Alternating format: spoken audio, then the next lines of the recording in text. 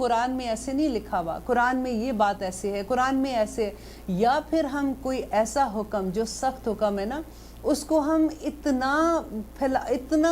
اور چیزیں زن اس میں ڈال کے، یا اس میں اتنی ادھر کی بات ادھر کی بات کہ لوگوں کو اصل بات ہی بھول جائے کہ اصل بات کیا کہی تھی. تو لوگوں کو بہکا دینا جس کو کہتے ہیں، کہ تھوڑی سی قیمت پہ کسی کو خوش کرنے کے لیے. اب آپ فار ایگزامپل ہم کوئی ہمیں انوائٹ کرتے ہیں نا اپنے گھر میں، اور وہ ہمیں کہتے ہیں کہ جی آ کے آپ درس دیں، اور ساتھ وہ کہتے ہیں دیکھیں آپ ذرا ایسی والی بات نہ کرنا کیونکہ ہمارا عقیدہ تھوڑا سا اس طرح کا ہے، اور ہم کہیں کہ ٹھیک ہے ہم اللہ سبحانہ، ہم قرآن کی بات کرنے جا رہے ہوتے ہیں نا، اس میں ہم یہ نہیں کر سکتے ہیں. جو واضح احکامات ہیں ان کو واضح ہی رکھنا چاہیے. ایک عالم کے لیے یہ بہت بڑی بات ہوتی ہے کہ آپ کو جب قرآن آپ کے سامنے کھلتا ہے تو آپ اپنی خواہش کے مطابق اس لفظوں کو چینج نہیں کر سکتے ہیں. یہاں پہ اللہ تعالیٰ یہی کہہ رہے ہیں وَلَا تَشْتَرُوا بِآيَاتِي، اور نہ بیچو میری آیات کو ثمنًا قلیلا. دیکھیں اللہ سبحانہ تعالیٰ جس نے انسان کو بنایا ہے نا اس کو سب اس کی کمزوریوں کا بھی پتہ تھا، اسی لیے کھول کھول کے بیان کر دیا فَإِيَّايَ فَاتَّقُونَ، تو پس مجھے سے تقوی اختیار کرو. ولا، اور نہ تلبسوا الحق، اور نہ گڑمٹ کرو حق کو بالباطل، باطل کے ساتھ، وَتَكْتُمُوا الْحَقَّ، اور نہ چھپاؤ حق کو وَأَنْتُمْ تَعْلَمُونَ، اور تم تو جانتے ہو اس بات کو. گڑمٹ کیسے حق کو کرتے ہیں؟ دیکھیں وہ چیز جیسے اب کوئی لوگ ہوتے ہیں وہ کچھ نیکیاں کر رہے ہوتے ہیں، ظاہری طور پہ فار ایگزامپل لگے گا کہ آپ کسی کو دیکھو کہ ماشاءاللہ پوری نمازیں بھی پڑھ رہا ہے، ساتھ اسی محفل میں بیٹھا ہے، تھوڑی دیر اذان کی آواز ہے، چلو جی چلو نماز کا ٹائم ہو گیا ہم نماز پڑھ لیں، اور وہ دیکھنے میں بھی اچھے لگ رہے ہیں، پھر واپس آ کے بیٹھتے ہیں تو کسی کے بارے میں چغلی بھی لگا دی ہے، کسی کے بارے میں کوئی ایسی بات بھی کر دی ہے، تو گڑمڑ ہو گیا نا. کبھی سمجھ نہیں آتی کہ یہ تو اتنے نیک لوگ ہیں اب یہ بھی کر رہے ہیں. تو وہ بھی وَلَا تَلْبِسُوا الْحَقَّ بِالْبَاطِلِ، اور نہ گڑمٹ کرو حق کو، سچائی کو باطل کے ساتھ نہ ملاؤ، وَتَكْتُمُوا الْحَقَّ، اور نہ چھپاؤ حق کو.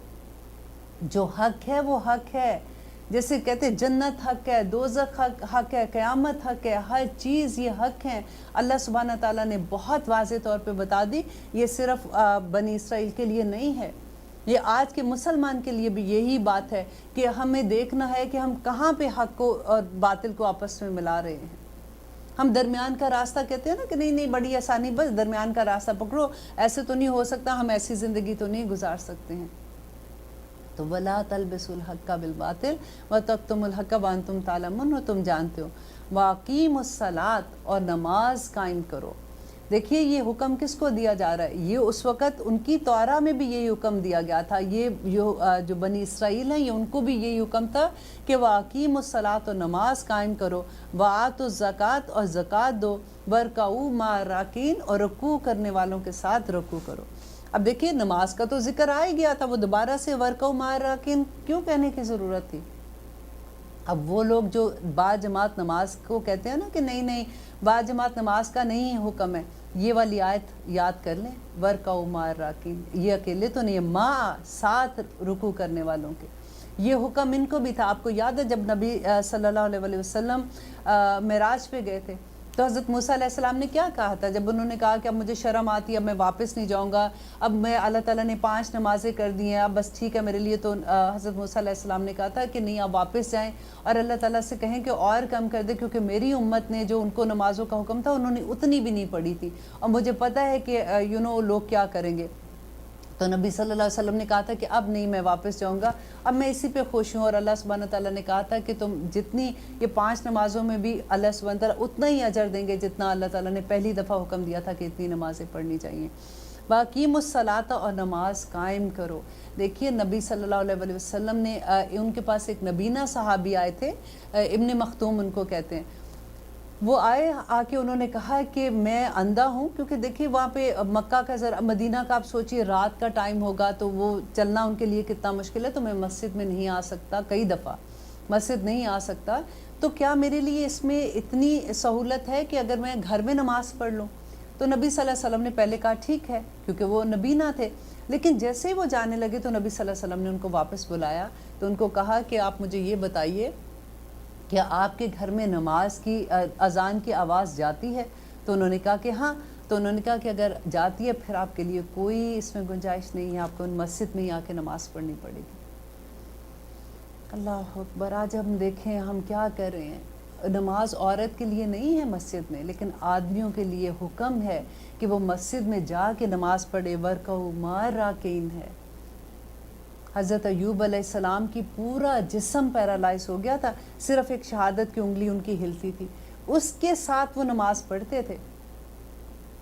اور آپ دیکھیے دیدات رحمۃ اللہ علیہ کے بارے میں، وہ ابھی کے اسکالر تھے، آپ جانتے ہوں گے اگر آپ نے ان کو سنا ہے، کہتے ہیں کہ آخری وقت میں ان کی پوری باڈی پیرالائز ہو گئی تھی، ان کی آنکھوں کی جو پتلیاں ہوتی ہیں نا، راؤنڈ جو ہوتی ہیں، صرف وہ موو کر رہی ہوتی تھی، وہ اس کے ساتھ نماز پڑھتے تھے۔ تو کدھر بچیں گے ہم لوگ نماز مسجد میں پڑھنے کا؟ اور جو لوگ مسجد میں نہیں نماز پڑھتے ہیں، آپ نے نبی صلی اللہ علیہ وسلم کی وہ سنی تھی حدیث کہ انہوں نے کہا تھا کہ میرا دل چاہتا ہے کہ میں کسی کو کہوں کہ وہ اقامہ کرے، اور میں لکڑیاں اکٹھی کروں اور میں جا کے ان لوگوں کے گھروں کو آگ لگا دوں جو نماز پڑھنے مسجد میں نہیں آتے ہیں۔ یہ بڑی باتیں سننے میں ہمیں لگتا ہے کہ او مائی گاڈ، ہم نے یہ بھی سنا، یہ باتیں یہ کوئی نئی بات نہیں ہے، آپ نے بڑی دفعہ سنی ہوں گی۔ لیکن دیکھیے اس کے باوجود ہمارے بیٹے ہمارے خامند گھروں میں ہوتے ہیں، ہم نے کبھی یہ سوچا ہے کہ ہم کیا آہستہ آہستہ کہنے سے ہوتا ہے نا؟ اگر دیکھیے میرا خامند جو ہے وہ کسی ماں کا تو بیٹا تھا،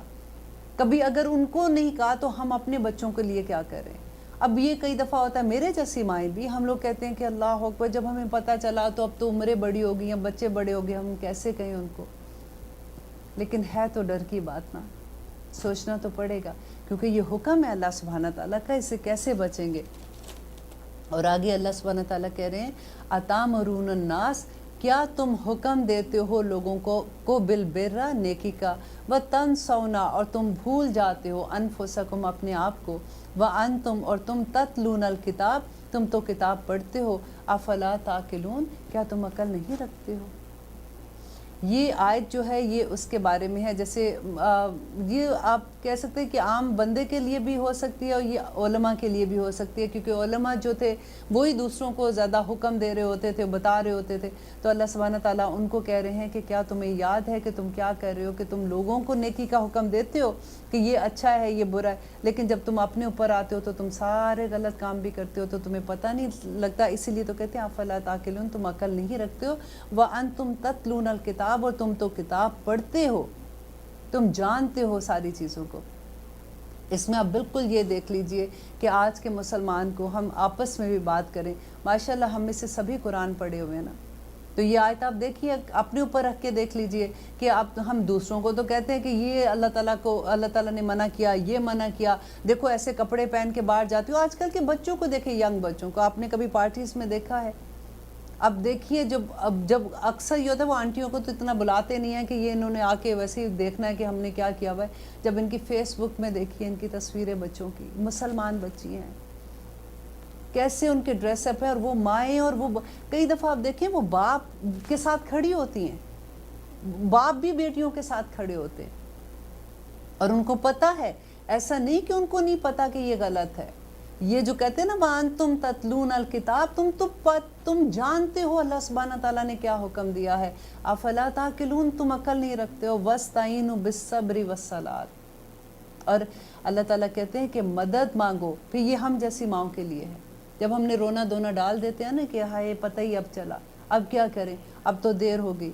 تو اللہ سبحانہ تعالیٰ کہہ رہے ہیں کہ واستعینوا بالصبر، صبر کے ساتھ، اور والصلاۃ، اور نماز کے ساتھ، انہا لکبیرۃ، بے شک یہ بہت بھاری ہے، الا علی الخاشعین، مگر خشیت رکھنے والوں کے لیے نہیں ہے، جو اللہ سے ڈرتے ہیں نا ان کے لیے یہ بھاری نہیں ہے نماز پڑھنا۔ نبی صلی اللہ علیہ وسلم کیا کرتے تھے جنگ کے زمانے میں بھی، جب انہوں نے ان کو، آپ کو یاد ہے خیبر کا زمانہ، آپ کو یاد ہے جب جو خندق کھودی گئی تھی، اللہ اکبر، اس وقت کیا حال تھا، ایک طرف پوری طرف سے کافر آگے تھے، اور دوسری طرف یہ بھی ڈر تھا کہ جو ہمارے گھر کے اندر، جو مدینہ کے اندر یہود ہیں، وہ بھی حملہ کر دیں گے۔ نبی صلی اللہ علیہ وسلم کہتے ہیں کہ وہ اس سے خوفناک رات میں نے آج تک نہیں گزاری تھی، کہ جب مجھے اندر سے بھی خطرہ تھا اور مجھے باہر بھی خطرہ تھا کہ اگر یہود وہاں سے حملہ کر دیتے ہیں تو پھر کیا ہوگا، کیونکہ صرف عورتیں اور بچے وہ چھوڑ کے آئے تھے، اور صرف ایک صحابی چھوڑ کے آئے تھے۔ یہ بھی بڑا خوبصورت قصہ تھا کہ نبی صلی اللہ علیہ وسلم خندق کی جب جنگ ہو رہی تھی تو عورتوں کو اور بچوں کو ایک قلعے میں چھوڑ کے آئے تھے، اور وہاں پہ حسان جو تھے اس وقت ایک شاعر تھے، وہ ان کی حفاظت میں چھوڑ رہے تھے۔ اب